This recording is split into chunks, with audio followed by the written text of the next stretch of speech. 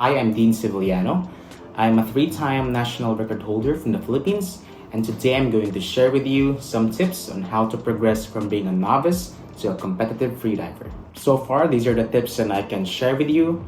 In my personal experience, this was how I progressed from being a 15-meter diver to a 70-meter diver in less than 7 months.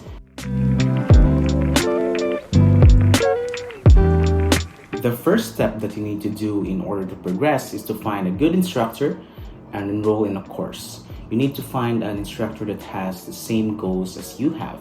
I was just lucky enough that my first instructor was also a competitive freediver, so he was able to guide me throughout my journey. You also need to be fully aware of the sport itself. You need to know the anatomy and physiology, the long-term and short-term physiological changes that can happen inside your body when you freedive. And you also need to be fully aware of the risks involved and how to prevent them. Being equipped with the knowledge will also boost your confidence when you freedive, and it helps with your progression. And lastly, it's not wise to experiment with methods all by yourself. You need to have supervision from an instructor who knows how to troubleshoot these concerns. Pool training is beneficial in increasing your overall performance in depth. It is vital in increasing your carbon dioxide tolerance and hypoxic threshold. I usually supplement pool training when I'm preparing for a depth competition, and I substitute it whenever I'm not training in the open water. What I love about pool training is that it gives you a baseline of what you could probably do underwater. For example, if you can do a 100-meter dynamic, then a 40 to 50-meter depth should be achievable depending on your adaptation and equalization. So it gives you confidence when you're about to perform your dives or PB dives. These are the things that you can do anytime and wherever you're comfortable. Your dry exercises, such as your stretches and dry equalizations, will always be available. It's up to you how you incorporate it in your training. I usually do my dry exercises the night before a big dive and every rest day. However, I only do light exercises before a big dive. Your dry exercises will help prime the structures such as the muscles involved every time you dive.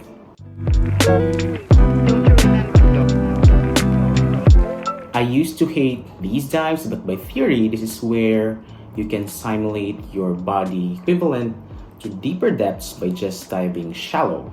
Unlike deep dives, you can do a volume of negative pressure dives with little to no scare of decompression sickness.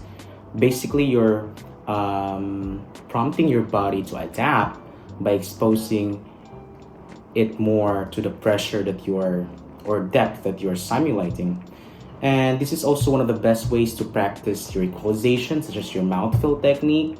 When I do FRCs, I usually charge my mouth fill shallow and just take it to wherever I can. However, there are risks involved in negative pressure dives, so you need to have proper supervision and evaluation from an experienced instructor.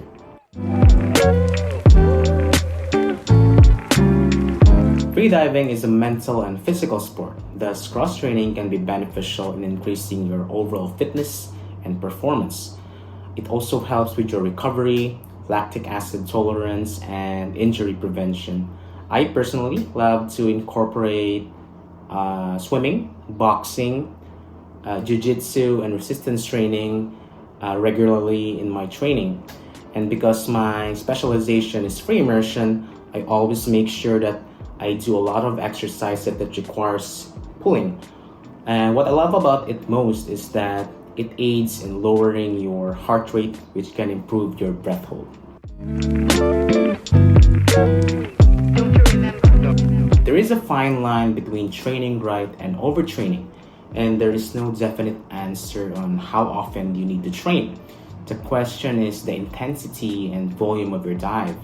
If you're just training your technique and form without the need to dive deep, then you would only need a short recovery time and can train frequently. However, if you're training aggressively with more volume, you definitely need more time to recover before scheduling for another dive session.